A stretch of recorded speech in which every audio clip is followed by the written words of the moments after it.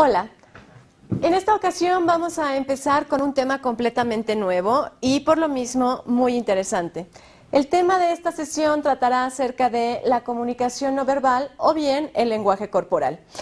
Es importante que nosotros tomemos en cuenta que el autor principal sobre el cual vamos a basar esta sesión es Mark Knapp. Él escribió un libro que se llama La comunicación no verbal, lenguaje y entorno. Bien, antes de iniciar con el tema, a mí me gustaría que reflexionáramos un poco acerca de lo que es la comunicación no verbal. La comunicación verbal, evidentemente, es un asunto, es un proceso lógico porque tiene o está integrado con las palabras y el uso de las palabras. Sin embargo, las palabras, y esto es importante que también lo establezcamos, no tienen un significado en sí mismas. Son las personas, los individuos, quienes le proporcionan a cada una de las palabras los significados, que pueden ser significados latentes, significados connotativos, significados denotativos, etc.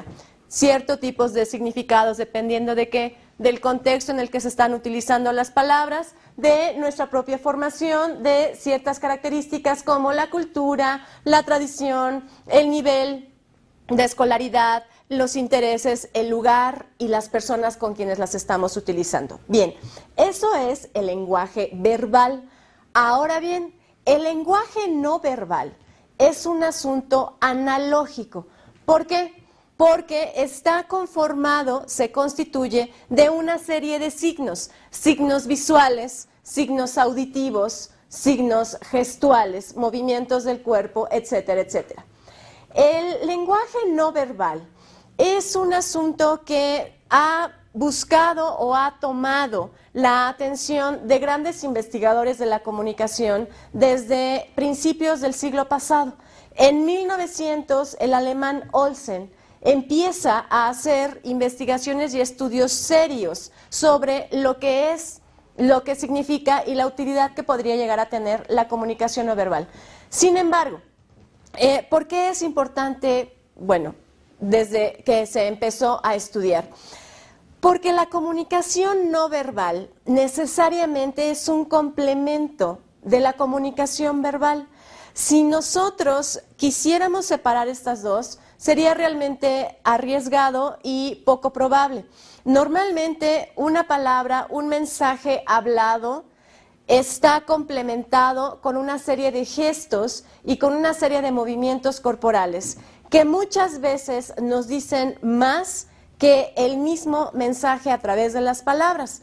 Luego entonces sería arriesgado y además poco atinado que nosotros quisiéramos o que enfocáramos nuestro estudio de la comunicación básicamente a los mensajes escritos o bien hablados.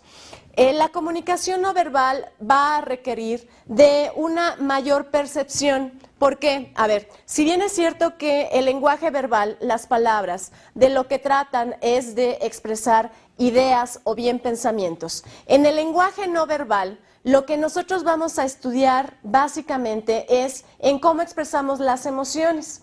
De ahí que se establezca, se diga, que en la mayoría de las ocasiones las mujeres van teniendo una mayor percepción y van obteniendo mayor información a través del estudio y detectar los elementos que van a conformar a la comunicación no verbal. Porque si no mal recuerdan, habíamos dicho en alguna sesión que el cerebro humano está dividido en dos hemisferios, el hemisferio derecho y el hemisferio izquierdo.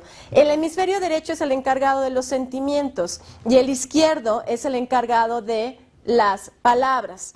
Bien, se dice que las mujeres en su mayoría tienen mucho más desarrollado la parte o el hemisferio derecho. Por lo tanto, es más común que al llegar a un restaurante o al llegar a una reunión, una mujer pase por en medio del salón y solo con esos 10 segundos que le tome atravesar de lado a lado el espacio, ella se pueda dar cuenta a quién le cayó mal, quién la vio feo, quiénes estaban discutiendo y además quién está triste, quién está llorando por ahí una pena de amor. porque básicamente lo que hacemos es detectar con mucho mayor facilidad las, digamos, señales de la comunicación no verbal. Sin embargo, si nosotros estamos estableciendo que se complementan, evidentemente eso es lo que hay que hacer. Tenemos que tomar en cuenta tanto una parte como la otra. Sí es cierto, y eso lo veíamos en una gráfica hace un par de sesiones, que el 55% de los mensajes que yo registro de manera consciente tienen que ver básicamente con los gestos. La información que yo obtengo a través de los gestos, de los movimientos corporales. De ahí la importancia de sí estudiar la comunicación verbal y además complementarla con la comunicación no verbal, porque como ya dijimos, muchas veces el mensaje a través de los movimientos corporales es totalmente diferente al que se dice a través de las palabras. Sí requiere de mucha mayor percepción, requiere de afinar absolutamente todos los sentidos, quiero decir, el gusto, el tacto, el oído, el olfato, ¿sí? Hay que ser sumamente minuciosos en el estudio y en el análisis de cada una de estas señales. Por lo tanto, los objetivos específicos que vamos a analizar y a cumplir a lo largo de esta sesión son los siguientes, como lo pueden ver en su lámina. Por un lado, evidentemente comprender la importancia del lenguaje no verbal o bien del comportamiento no verbal. Para esta, digamos, situación, en este momento, a lo largo de las sesiones que hablemos del tema, lo podremos utilizar como lenguaje no verbal o bien como comportamiento no verbal. Ambos son correctos. Siguiente, vamos a describir la naturaleza y observar hasta qué punto es probable que nosotros controlemos nuestras señales a través de los movimientos corporales. Y finalmente vamos a establecer la utilidad del lenguaje no verbal en la interacción del ser humano en general. ¿Les parece? Comencemos.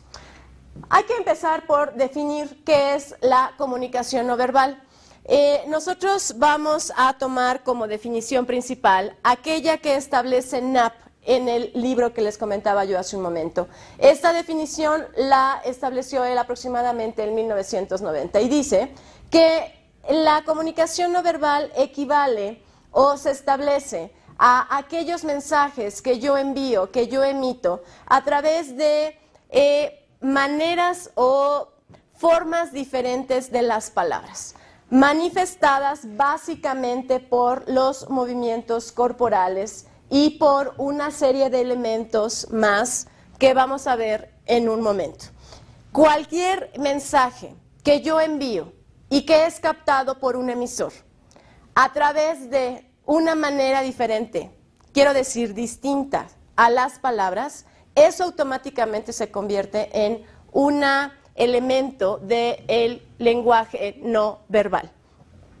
La separación, como yo les decía, tanto del lenguaje verbal como del no verbal, es, digamos, arriesgado, porque la línea que los está dividiendo es sumamente imposible de ver.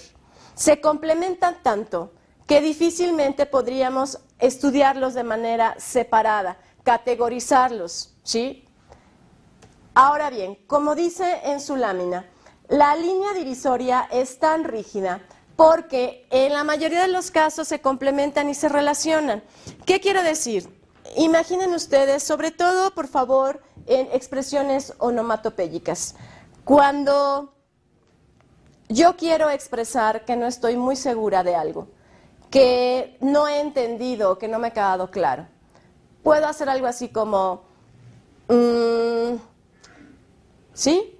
Y entonces ese es un sonido y se podría considerar como una expresión verbal. Sin embargo, ese sonido tiene todo el significado y la connotación que nosotros le damos, básicamente porque va acompañado de un ¿sí? Que tiene que ver con fruncir el ceño, o bien voltear hacia arriba, o levantar los hombros, o hacer una mueca con la boca, qué sé yo. Ese tipo de complementariedad nos lleva a la aseveración de que la percepción va haciendo y se va haciendo fundamental en el estudio de la comunicación no verbal. Si yo abro mis canales perceptivos, si yo empiezo a hacerme a la idea y a abocarme y a esforzarme en irlos detectando, va a ser mucho más fácil que ellos afloren, que se vean y sobre todo que los pueda yo también ir midiendo en mí. Eso es lo importante de esta sesión, que no solo lo vamos a ver proyectado en otros, que no solo vamos a hablar de lo que va sucediendo y de los mensajes que otros me quieren mandar, sino de los mensajes que yo mismo estoy mandando y que mando de una manera consciente e inconsciente, todo el tiempo. Recordarán que habíamos hablado de aquella frase que decía Lacan, en donde se establecía que aún en el silencio el ser humano se comunica. ¿Por qué? Porque ser es igual a comunicación. No podemos nada más no comunicar. Y evidentemente nuestro cuerpo es un elemento vital en el asunto de la comunicación a todos los niveles.